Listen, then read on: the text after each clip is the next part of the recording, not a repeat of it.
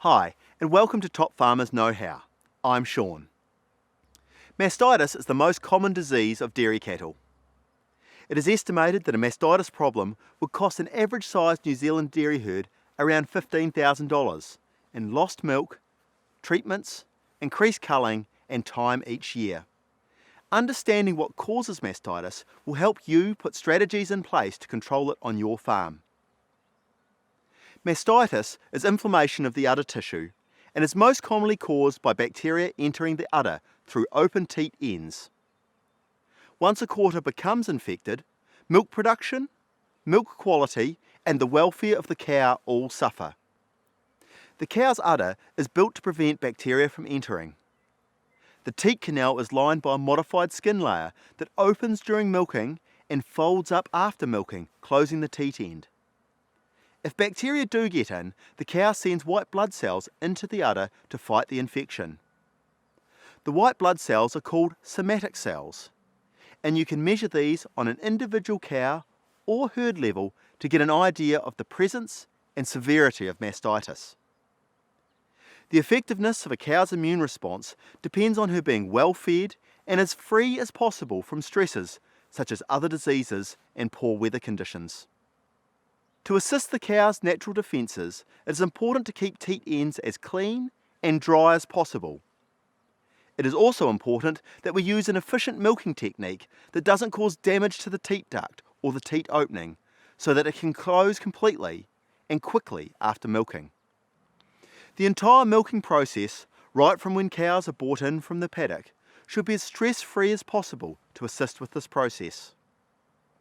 When the cow's mastitis defences break down, the resulting infection is either clinical or subclinical. Clinical mastitis is when cows have actual visible signs.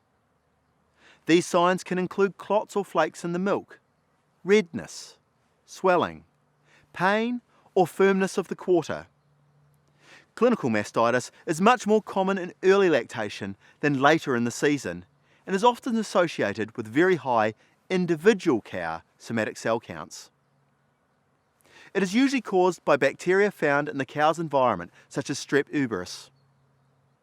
Subclinical mastitis is when cows have high somatic cell counts, but their milk and quarters look normal.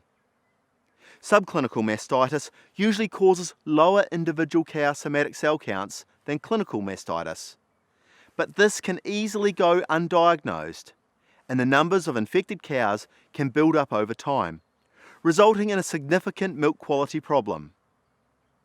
It is often caused by contagious bacteria such as Staph aureus, which get moved around from cow to cow during milking. For an individual cow, subclinical mastitis doesn't have a seasonal pattern like clinical mastitis, but on a herd level it is more of a concern late in the season as production drops and more cows become infected. What you do to manage mastitis depends on what is happening with your cows. New Zealand's seasonal calving pattern makes it easier to focus control strategies on the cow's stage of lactation. At calving, mastitis control focuses on minimising stress to the animals, practicing good hygiene, identifying and treating cases as early as possible, and ensuring that cows entering the milking herd have a normal somatic cell count. Later in lactation, milking technique becomes more important as we concentrate on preventing the spread of subclinical mastitis between cows.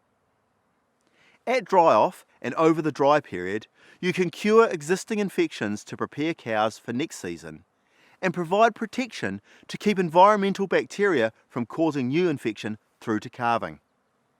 You can also cull cows or quarters which are unlikely to cure over the dry period.